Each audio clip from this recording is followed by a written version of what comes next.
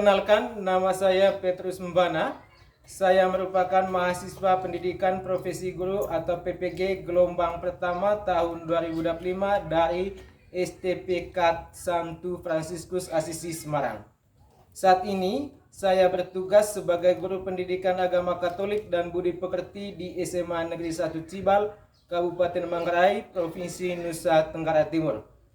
Pada kesempatan ini, saya akan mempraktikkan proses pembelajaran dalam kelas dengan topik hak asasi manusia dalam terang kitab suci dan ajaran gereja. Tentunya dalam pelaksanaan pembelajaran ini masih terdapat berbagai kekurangan yang perlu diperbaiki. Oleh karena itu, saya sangat mengharapkan kritik dan saran yang membangun dari para dosen. Untuk lebih jelasnya, mari kita ikuti bersama-sama terkait praktik pembelajaran yang telah saya siapkan. Demikian perkenalan dari saya. Selamat menyimak. Tuhan memberkati. Terima kasih. Selamat siang, Pak. Baik, selamat siang. Silakan duduk. Bagaimana kabar kalian hari ini? Luar biasa. Baik. Sebelum kita memulai proses pembelajaran kita buka dengan doa pembuka. Saya minta satu orang untuk memimpin kita dalam doa pembuka. Silakan Naldi. Tuhan mulai dalam nama Bapa, Dalam nama Bapa dan Putra dan Roh Kudus. Tuhan, kami mau memulai kegiatan kami pada hari ini ya Tuhan. Bimbinglah kami dalam kelas ini. Semoga sampai saat belajar dengan baik yang benar. Sebenarnya ini ya Tuhan, kami serahkan kepada Tuhan membuat Tuhan khusus dalam pengajaran kami. Amin. Saya minta kalian berdiri. Mari kita nyanyi bersama. Kurasa bahagia berkumpul bersama saudara seiman. Tuhan Yesus satukan kita, memandang di antara kita. Saya sedikit review ulang terkait materi yang telah kita pelajari sebelumnya itu, yakni ajaran sosial gereja. Menurut kalian, apa itu ajaran sosial gereja? Silakan Yuni.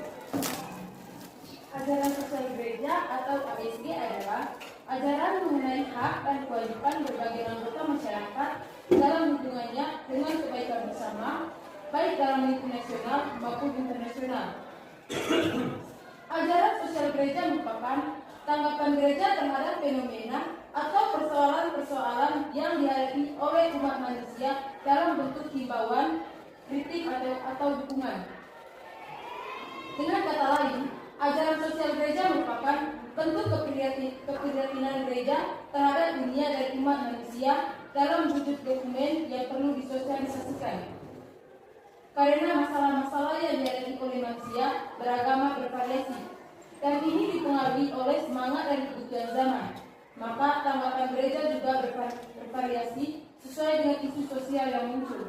Pertanyaan yang kedua, menurut kalian apa tujuan dari ASG itu sendiri? Atau apa tujuan dari ajaran sosial gereja? Silakan Ani. Baik, tujuan ajaran sosial gereja adalah menghadirkan kepada manusia rencana Allah bagi realitas duniawi dan menerangi serta membimbing manusia dalam membangun dunia seturut rencana Tuhan. Atau ASG dimaksudkan untuk menjadi dorongan dan bekal bagi banyak orang Katolik dalam perjuangannya ikut serta menciptakan dunia kerja dan beragam relasi manusia yang terhormat dalam masyarakat sejahtera yang bersahabat dan bermartabat. Dengan bekal dan pedoman ajaran sosial, mereka diharapkan menjadi rasul agama yang tangguh dan terus berkembang di tengah kehidupan real. Tema yang kita bahas pada pertemuan kali ini yakni hak asasi manusia dalam terang kitab suci dan ajaran gereja. Saya ingin bertanya ke kalian. Menurut kalian, apa pengertian hak atau hak asasi manusia? Silakan Tara. Hak asasi manusia atau HAM adalah hak-hak yang melekat dalam diri manusia, bukan karena diberikan kepadanya oleh masyarakat atau negara, melainkan berdasarkan martabatnya sebagai manusia. Hak-hak itu dimiliki manusia karena dia manusia. Sejak seseorang mulai berada dalam keadaan hidupnya, ia memiliki hak-hak asasi. Pertanyaan yang kedua, menurut kalian bagaimana pandangan gereja tentang hak asasi? Siapa yang bisa menjawab? Silakan Elsa. Pandangan gereja tentang hak asasi yakni hak yang melekat pada diri manusia sebagai insan ciptaan Allah. Hak ini tidak diberikan kepada seseorang karena kedudukan, pangkat atau situasi. Hak ini dimiliki setiap orang sejak lahir karena dia seorang manusia. Pertanyaan yang ketiga, menurut kalian apa saja hak-hak dasar yang dimiliki oleh setiap manusia? Silakan Buli. Hak-hak dasar yang dimiliki manusia adalah hak hidup, hak atas keyakinan keagamaan, hak atas harta milik, hak politik, hak atas perlindungan hukum, hak atas pekerjaan, hak atas tempat tinggal, dan hak atas pendidikan. Terkait materi yang kita bahas, tujuan pembelajarannya yakni peserta didik atau kalian mampu memahami hak asasi manusia dalam terang kitab suci dan ajaran gereja, serta kalian mampu mewujudkannya dalam hidup sehari-hari di tengah masyarakat. Kita buat kesepakatan kelas dulu terkait proses pembelajaran kita. Kira-kira bagaimana menurut kalian? Pertama, Menggunakan bahasa yang sopan dan santun, berpartisipasi aktif, tidak menggunakan gadget untuk hal di luar pembelajaran, lalu berikutnya. menghargai setiap pendapat. Sekarang saya bagi kalian dalam kelompok diskusi. Lalu saya minta kesepakatan kalian, kelompok mana yang menjadi kelompok 1, kelompok 2 ini. Lalu kelompok 3 kita sepakat? Bagian ini? Oke, mantap. Lalu kelompok 4 bagian sebelah kanan saya yang paling ujung ya. Sepakat? Sepakat. Baik, selanjutnya saya bagi lembar kerja kalian ini, lembar kerja peserta didik, untuk Anda bisa kerjakan materi diskusi sebentar dalam LKPD ini atau lembar kerja kalian. Bisa?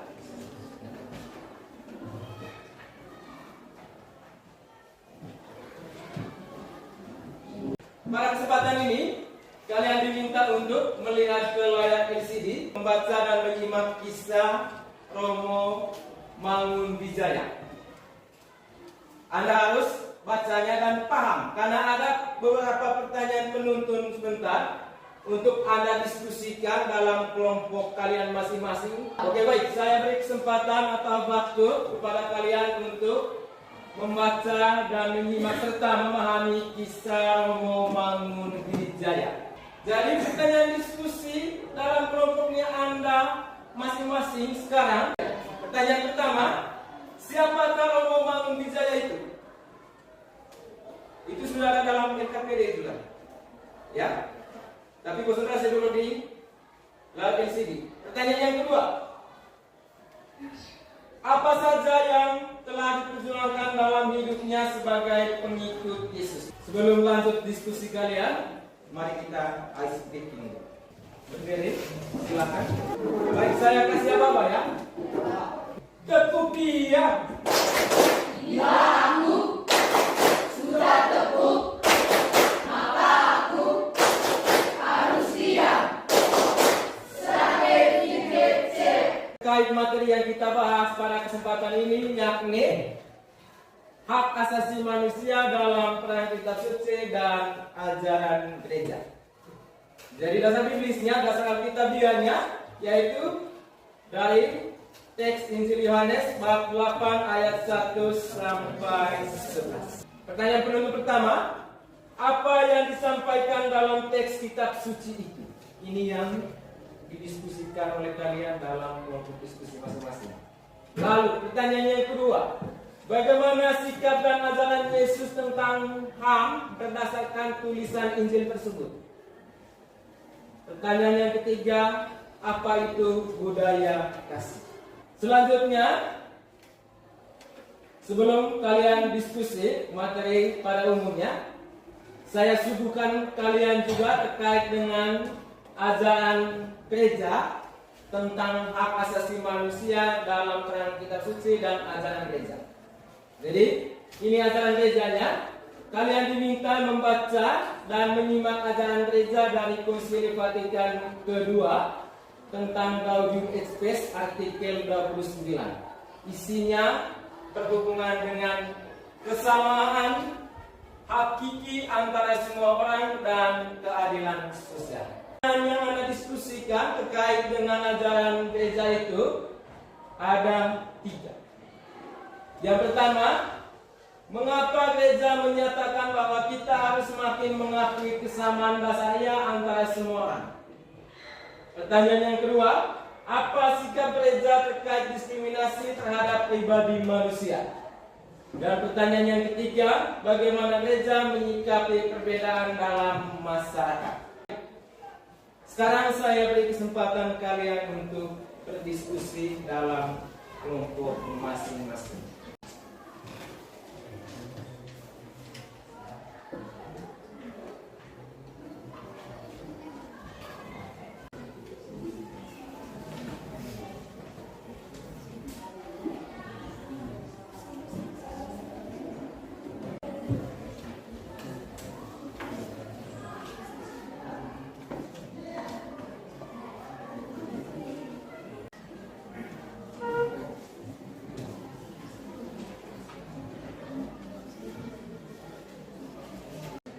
Bisa kita presentasi sekarang? Sepakat untuk presentasi sekarang? Yang presentasi pertama kelompok mana? Oke, mantap. Berarti kelompok 4. Hasil diskusi dari kelompok kami, setiap manusia memiliki martabat yang sama karena diciptakan menurut gambar dan rupa Allah, serta dikaruniakan hak-hak asasi secara kodrati sejak lahir.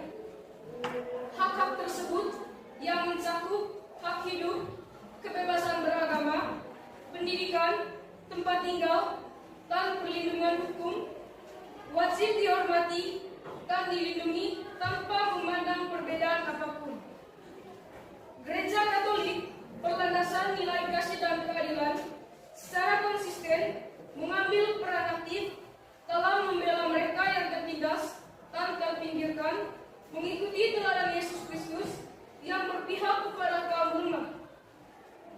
Dalam konteks Indonesia, Romo Mangunwijaya merupakan contoh konkret bagaimana iman Kristiani dapat diwujudkan dalam pembelaan terhadap hak asasi manusia. Hal ini menegaskan bahwa penghayatan iman sejati harus tercermin dalam tindakan nyata demi membangun kehidupan yang adil, setara, dan manusiawi bagi seluruh umat manusia. Saya perwakilan dari kelompok 2 ingin mengajukan pertanyaan kepada kelompok 4. Pertanyaannya, apa hubungan antara martabat manusia yang diciptakan menurut gambar dan rupa Allah dengan komitmen gereja Katolik untuk membela hak asasi manusia, serta contoh konkret penerapannya dalam masyarakat Indonesia? Jawabannya, martabat manusia diciptakan menurut gambar dan rupa Allah menjadi dasar bahwa setiap individu memiliki hak asasi yang harus dihormati dan dilindungi tanpa memandang perbedaan apapun. Gereja Katolik yang berlandaskan nilai kasih dan keadilan secara aktif membela hak-hak tersebut, mengikuti teladan Yesus Kristus yang telah berpihak kepada kaum lemah dan tertindas. Dalam konteks Indonesia, Romo Mangunwijaya menjadi contoh konkret bagaimana iman Kristiani diwujudkan dalam perjuangan pembelaan terhadap hak asasi manusia, khususnya bagi mereka yang terpinggirkan. Hal ini menunjukkan bahwa penghayatan iman sejati tidak hanya terbatas kepada keyakinan pribadi, tetapi harus tercermin dalam tindakan nyata untuk mewujudkan masyarakat yang adil, setara, dan manusiawi sesuai dengan ajaran Kristus dan martabat setiap manusia sebagai ciptaan Allah. Materi yaitu setiap manusia memiliki hak asasi yang bersifat kodrati karena merupakan ciptaan Allah yang memiliki martabat luhur dan kedudukan yang setara tanpa membedakan latar belakang sosial, budaya, maupun agama. Gereja Katolik menegaskan bahwa hak-hak tersebut termasuk hak hidup, kebebasan berkeyakinan, pendidikan, dan perlindungan hukum merupakan dasar esensial bagi keberadaan manusia secara utuh dan tidak boleh dilanggar dalam situasi apapun. Dalam semangat kasih yang diajarkan Kristus, Yesus menjadi teladan dalam membela kaum kecil, miskin, dan tersingkir, sebuah teladan yang diikuti oleh gereja serta tokoh-tokoh seperti Romo Mangunwijaya dalam memperjuangkan keadilan sosial dan martabat manusia. Oleh karena itu, segala bentuk diskriminasi dan ketimpangan sosial harus dihapuskan demi mewujudkan tatanan masyarakat yang adil, damai, dan manusiawi sesuai dengan kehendak Allah. Nilai saya perwakilan dari kelompok 3 ingin bertanya ke kelompok 2. Pertanyaannya, apa peran ajaran gereja Katolik dan teladan Yesus Kristus dalam memperjuangkan hak asasi manusia dan apa kaitannya dengan upaya menghapuskan diskriminasi serta ketimpangan sosial?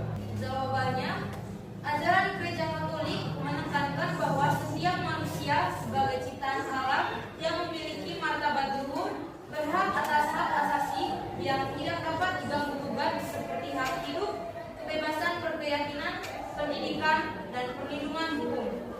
Teladan Yesus Kristus yang selalu membela kaum kecil, miskin, dan terpinggirkan memberikan inspirasi bagi gereja dan tokoh-tokoh seperti Romo Mangunwijaya dalam memperjuangkan keadilan sosial.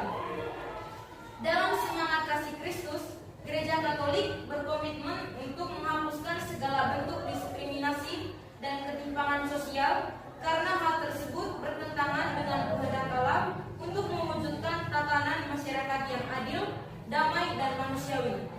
Dengan demikian, perjuangan untuk menegakkan hak asasi manusia menjadi bagian integral dari panggilan iman untuk menciptakan dunia yang lebih berkeadilan dan sesuai dengan martabat manusia. Saya kasih kesempatan mulai dari kelompok 1 untuk memberikan kesimpulan terkait materi yang kita pelajari pada kesempatan ini. Bisa? Mantap. Silakan. Kelompok 1. Hak asasi atau HAM adalah anugerah ilahi yang melekat pada setiap manusia sejak lahir dan mencerminkan martabat serta citra Allah dalam diri manusia. Gereja Katolik melalui ajaran kasih Kristus berkomitmen membela HAM, terutama bagi kaum tertindas dan terpinggirkan. Tokoh seperti Romo Y.B. Mangunwijaya menjadi contoh nyata perjuangan ini.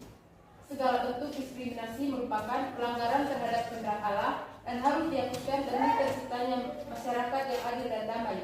Maka, memperjuangkan HAM bukan hanya tugas sosial, tetapi juga panggilan iman untuk mewujudkan kehidupan yang lebih manusiawi dan bermartabat. Menurut kelompok kami, kesimpulan yang kami dapat yaitu setiap manusia memiliki hak asasi yang berasal dari kodrat ilahi dan harus dihormati tanpa diskriminasi. Gereja Katolik menegaskan pentingnya hak-hak ini, seperti hak hidup dan kebebasan berkeyakinan sebagai dasar kemanusiaan yang tak boleh dilanggar. Dalam semangat kasih Kristus, gereja dan tokoh-tokoh seperti Romo Mangunwijaya meneladani perjuangan untuk keadilan sosial dan martabat manusia. Maka, diskriminasi dan ketimpangan harus dihapuskan demi terciptanya masyarakat yang adil, damai, dan sesuai kehendak Allah. Menurut dari kelompok kami, hak asasi manusia adalah bagian hakiki dari martabat manusia sebagai ciptaan Allah dan wajib dihormati oleh semua pihak. pihak. Gereja Katolik melalui ajaran kasih Kristus menyerukan pembelaan terhadap kaum lemah dan tertindas sebagai wujud iman yang hidup. Romo YB Mangunwijaya menjadi contoh nyata perwujudan iman melalui perjuangan terhadap keadilan dan kemanusiaan. Oleh karena itu, setiap bentuk ketidakadilan dan pelanggaran HAM harus ditolak, dan semua orang dipanggil untuk membangun masyarakat yang adil, damai, dan solidaritas. Kesimpulan dari kelompok kami yaitu setiap manusia memiliki martabat dan hak asasi yang setara karena diciptakan menurut gambar dan rupa Allah. Hak-hak tersebut wajib dihormati dan dilindungi tanpa diskriminasi.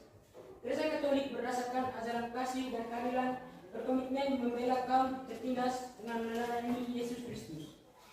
Romo Mangunwijaya menjadi contoh nyata penerapan iman Kristiani dalam memperjuangkan hak asasi manusia.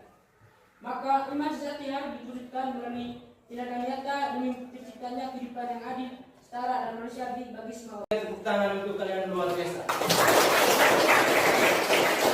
Baik, kita lihat wilayah LCD sekarang perkataan buku materi. Yang pertama, Romo Mangunwijaya merupakan salah satu pejuang HAM atau hak asasi manusia di Indonesia. Sebagai pengikut Yesus, ia berkomitmen untuk membela orang-orang kecil, orang miskin, serta orang-orang yang tertindas sampai akhir hayat hidupnya. Ini sudah kalian jelas tadi. Lalu yang kedua, pandangan gereja tentang hak asasi, yakni hak yang melekat pada diri manusia sebagai insan ciptaan Allah. Hak ini tidak diberikan kepada seseorang karena kedudukan, pangkat atau situasi. Hak ini dimiliki setiap orang sejak lahir karena dia seorang manusia, bukan seekor, bukan sebuah, tapi seseorang. Baik, lanjut. Yang berikutnya, hak ini bersifat asasi bagi manusia karena jika hak ini diambil, ia tidak dapat hidup sebagai manusia lagi. Oleh karena itu, hak asasi manusia merupakan tolok ukur dan pedoman yang tidak dapat diganggu gugat dan harus ditempatkan di atas segala aturan hukum. Berarti HAM itu atau martabat manusia itu ada di atas segala-galanya. Hukum pun tidak bisa mengganggu gugat yang namanya HAM.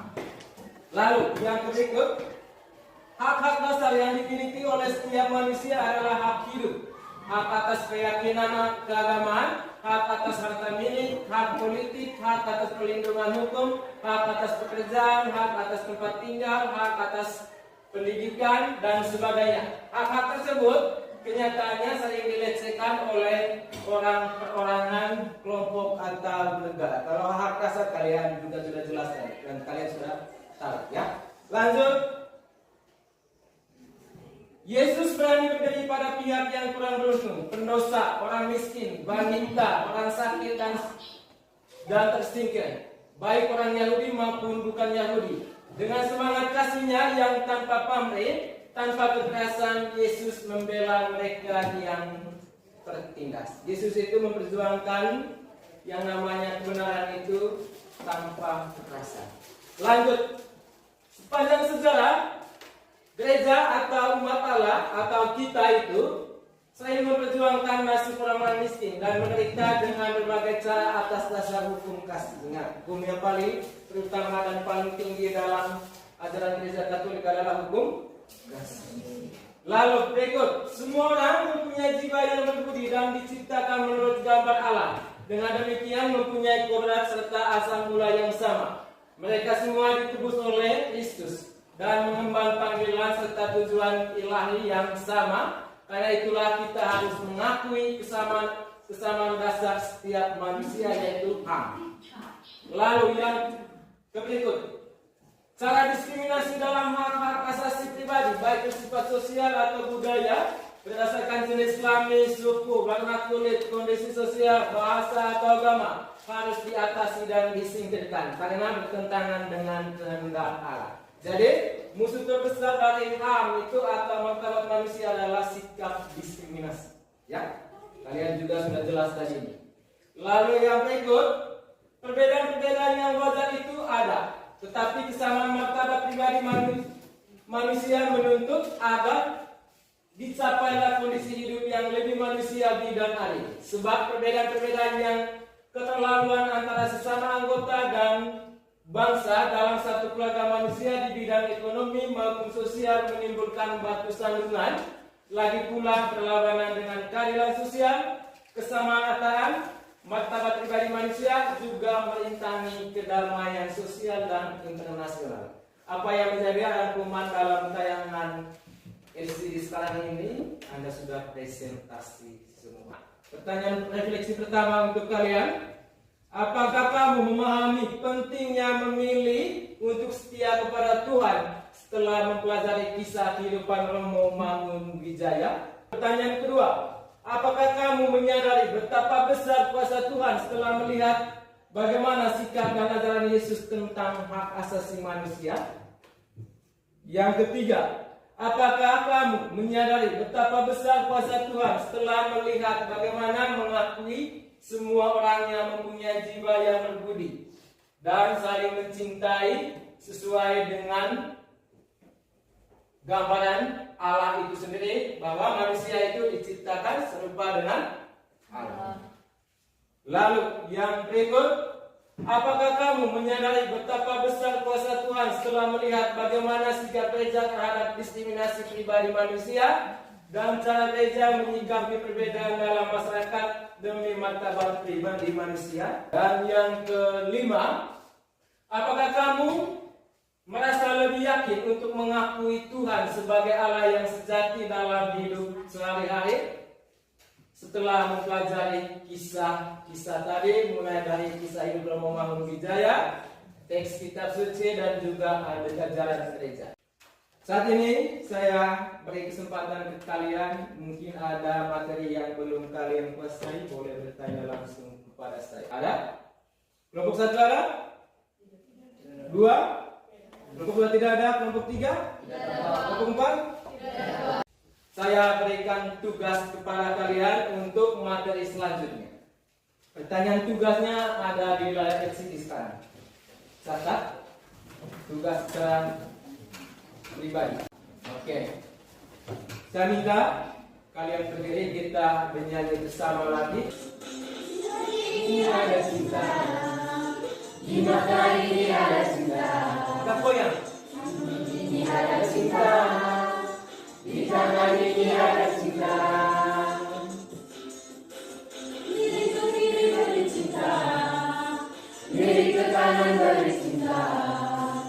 Diri beri cinta. Beri cintanya.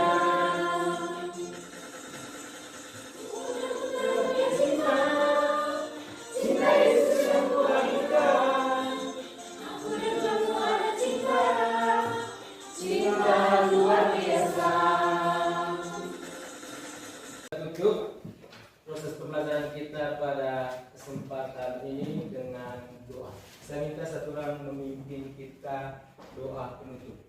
Nah, dari tempat duduk saja, silakan. Teman-teman, marilah kita menyiapkan hati yang pantas untuk berdoa dalam nama Bapa dan Putra dan Roh Kudus. Amin. Bapa yang Maha Baik, terima kasih atas bimbingan-Mu selama pelajaran ini.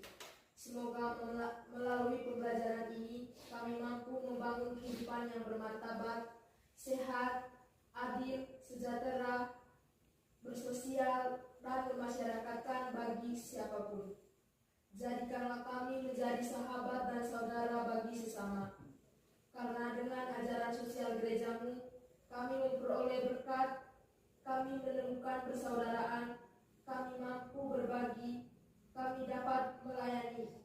Karena Kristus Tuhan dan pengantara kami. Amin. Dalam nama Bapa dan Putra dan Roh Kudus. Amin. Baik, terima kasih untuk Ani yang sudah memimpin kita dalam doa penutup. Selanjutnya kalian siap untuk pertemuan atau les berikutnya. Baik, terima kasih. Selamat siang. Terima kasih.